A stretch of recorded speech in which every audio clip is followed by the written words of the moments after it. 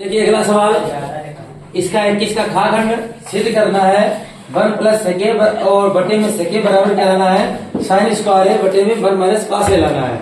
तो ये इसको कहते हैं लेफ्ट हैंड साइड और इसको कहते हैं राइट हैंड साइड। तो इसके लेफ्ट हैंड साइड लेके हल करेंगे। तो लेफ्ट हैंड साइड कितनी है, 1 प्लस सेके है और बटे में सेके है।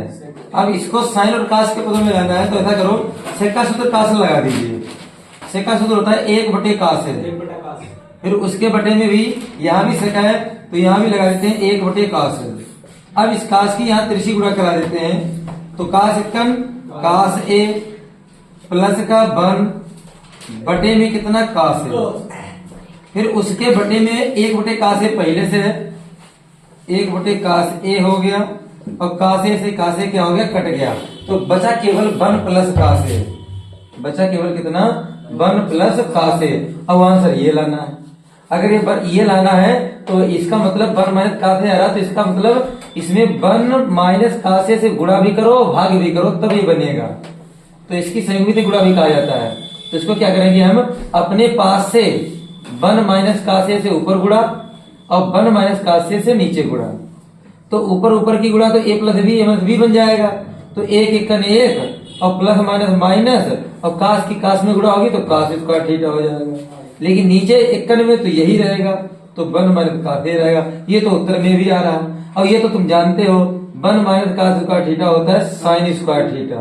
1 माइनस कास स्क्वायर थीटा क्या होता है, साइन स्क्वायर थीटा और बटे में 1 माइनस कास ए। ऐसे ही ये हो गई कौन सी साइड, राइट हैंड साइड। ये इसका आंसर हो गया। तो नोट करिए। अगला प्रश्न है इसका, गाखंड 21 सेमी त्रिज्या वाले एक वृत्त की कोई जीवा केंद्र पर समकोण अंतरित करती है, लघु वृत्तखंड का क्षेत्रफल ज्ञात कीजिए। तो हमने एक वृत्त बना लिया जिसकी त्रिज्या बना ली 21 सेंटीमीटर। अब 21 सेंटीमीटर इसकी त्रिज्या है। अब इसकी ये तो हो गई जीवा। अब इसकी जीवा केंद्र पर समकोण अंतरित करती है, तो इसलिए हमने ये बना दिया 90 अंश का, इसका नाम रख दिया O।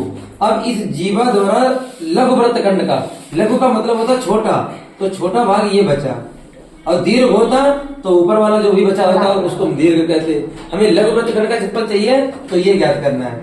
अगर ये ज्ञात करना है तो तुम्हें कैसे ज्ञात करना पड़ेगा, पूरे इसके त्रिज्यखंड के क्षेत्रफल में से इस त्रिभुज का क्षेत्रफल घटा दीजिए तो लघु वृत्तखंड का क्षेत्रफल आ जाएगा। और वैसे तो इसका सूत्र भी एक है, लघु वृत्तखंड का क्षेत्रफल, लघु वृत्तखंड का क्षेत्रफल, लघु वृत्तखंड का क्षेत्रफल होता है क्या होता है, त्रिज्यखंड का क्षेत्रफल माइनस इस त्रिभुज का क्षेत्रफल। त्रिज्यखंड का जो क्षेत्रफल होता है वो क्या होता है, थीटा बटे 360 पाई आर स्क्वायर और माइनस इस त्रिभुज का जो क्षेत्रफल आता है वो 1/2 लंब गुणे 1/2 आर स्क्वायर साइन थीटा आता है। तो इसको सिद्ध किया जाता है, लेकिन तुम इतना याद रखो, सूत्र को याद कर लो। लघु वृत्तखंड का क्षेत्रफल क्या होता है, थीटा बटे 360 पाई आर स्क्वायर में से ये त्रिभुज का क्षेत्रफल है, समझ लो 1/2 आर स्क्वायर साइन थीटा क्या कर देता है, घटा दिया जाता है। अब थीटा की जगह कितना रखना है, तुम्हें 90 रखना है, बटे में 360, पाई का मान 22/7 रखना है, आर स्क्वायर का मान 21 स्क्वायर है तो 2 बार लिख लीजिए, 21 गुणे 21, फिर आगे इतना तो हो गया, माइनस 1/2 जाओ, यहाँ भी 21 रखो, स्क्वायर है तो 2 बार लिखो और थीटा की जगह साइन 90 लिखो। और साइन 90 का मान कितना होता है, 1 होता है। 9 से काटोगे तो कितना आ जाएगा 4, 7 से काटोगे तो कितना आ जाएगा 3, 4 थे क्या 2 से और कट जाएगा, 2 से इसको काटोगे 2 से कटोगे कितने आ जाएंगे 11 और 3 की गुणा करो तो 11 3 33 हो जाएंगे।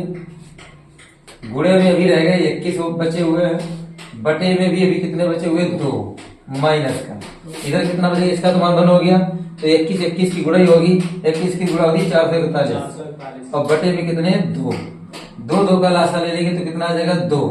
तो यहाँ इनकी भी गुणा करा दो, 33 तक 33 के 3 हासिल लेंगे कितने 3 और 33 दूनी 66 और 3 कितने हो जाएंगे 69, तो 693 हो गए, माइनस कितने 441।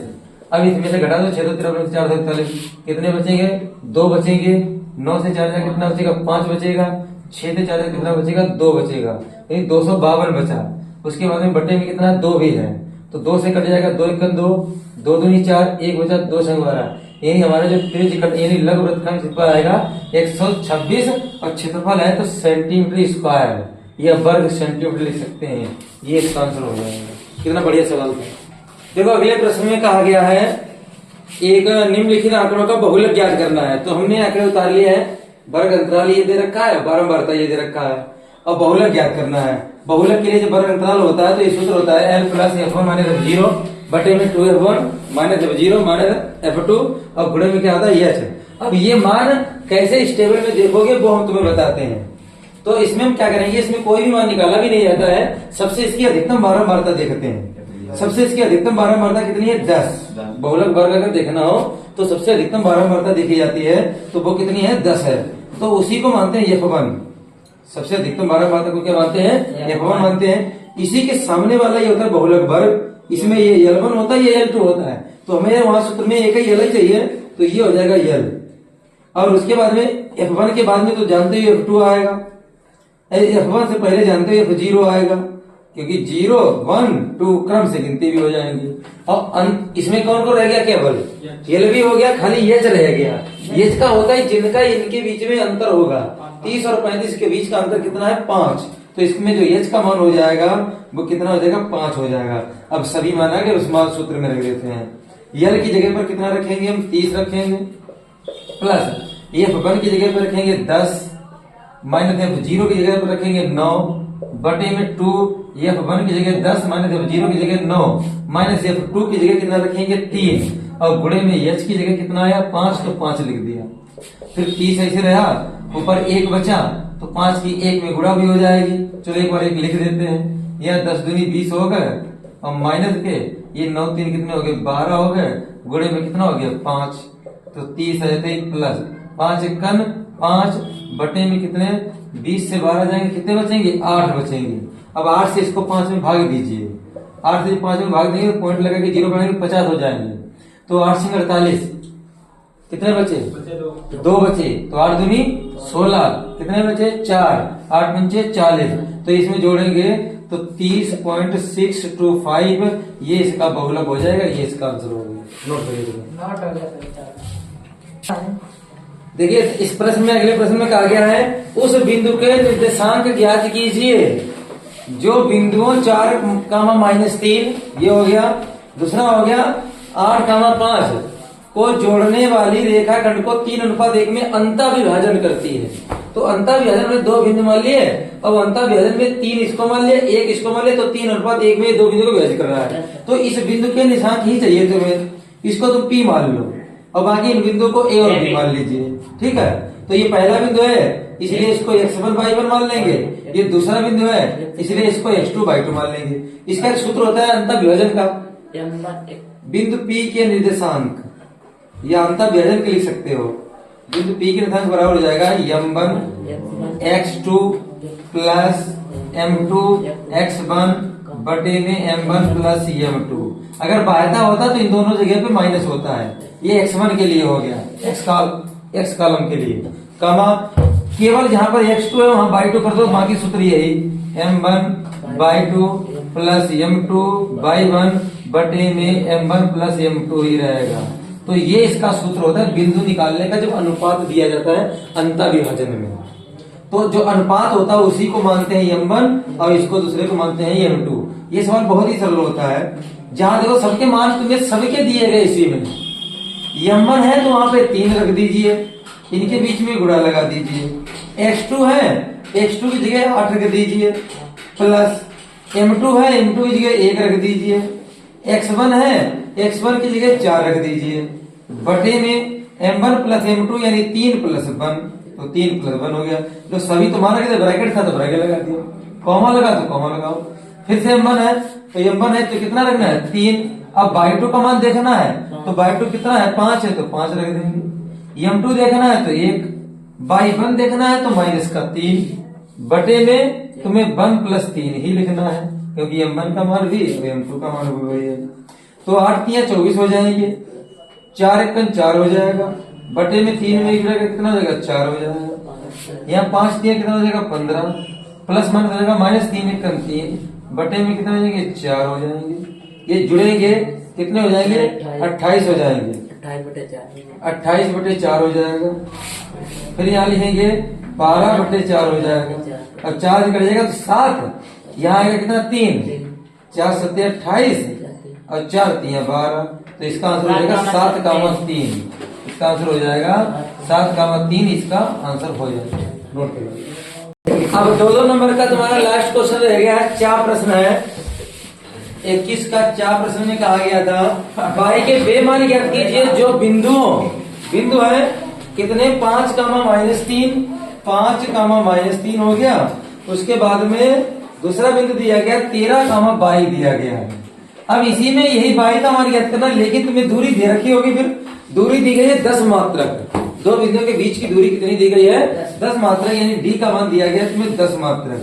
तो 2 बिंदुओं के बीच की दूरी का तुम्हें सूत्र चाहिए, तो दूरी वाला सूत्र क्या होता है √(x1 - x2) का होल स्क्वायर और प्लस y1 - y2 का होल स्क्वायर। यह कोई जरूरी थोड़ी ना, x2 - x1 का होल स्क्वायर भी लिख सकते हो और फिर y2 - y1 का होल स्क्वायर भी लिख सकते हो। मतलब होल स्क्वायर है ना, तो इन दोनों में किसी को पहले ले सकते हैं होल स्क्वायर से, वो तो प्लस ही हो जाएगा। तो इसको x1 मानेंगे, इसको y1 मानेंगे, इसको x2 मानेंगे, इसको y2 मानेंगे। दूरी d की जगह 10 दिया गया तो 10 रख देंगे, अंडर ये x2 की जगह 13 है तो 13 लिख देंगे, माइनस x1 की जगह 5 है तो 5 लिख देंगे, होल स्क्वायर है तो होल स्क्वायर, प्लस y2 की जगह 22 रख देंगे, माइनस y1 की जगह माइनस का 3 लिखेंगे, माइनस पहले से तो प्लस का 3 हो जाएगा। तो ये रूट भी हटाना है तो दोनों और वर्ग कर दो। वर्ग करने पर अगर वर्ग करेंगे तो 10 का वर्ग हो जाएगा 100, 10 का वर्ग हो गया 100, यहाँ रूट हट जाएगा तो यहाँ 13 से 5 घटेंगे तो कितने बचेंगे 8, तो 8 का वर्ग बचेगा यहाँ पर, 8 का स्क्वायर 64 हो जाएगा, प्लस y + 3 का होल स्क्वायर बचा, ये बचा 64 इधर लेके आएंगे माइनस के हो जाएंगे 36 बचेंगे, 100 - 64 अब y + 3 का होल स्क्वायर, तो y + 3 का होल स्क्वायर पहले लिख लेंगे और 100 में से 64 जाएंगे कितने बचेंगे 36 बचेंगे। स्क्वायर हटाएंगे वो भी प्लस माने निशान लग के रूट चढ़ता है, तो स्क्वायर हटाया प्लस माने लगा के रूट चढ़ाया और 36 का वर्गमूल कितना हो गया 6। तो यहाँ पे 2 निशान हो गए, एक बार प्लस का चिन्ह लिखेंगे, एक और माइनस का चिन्ह लिखेंगे।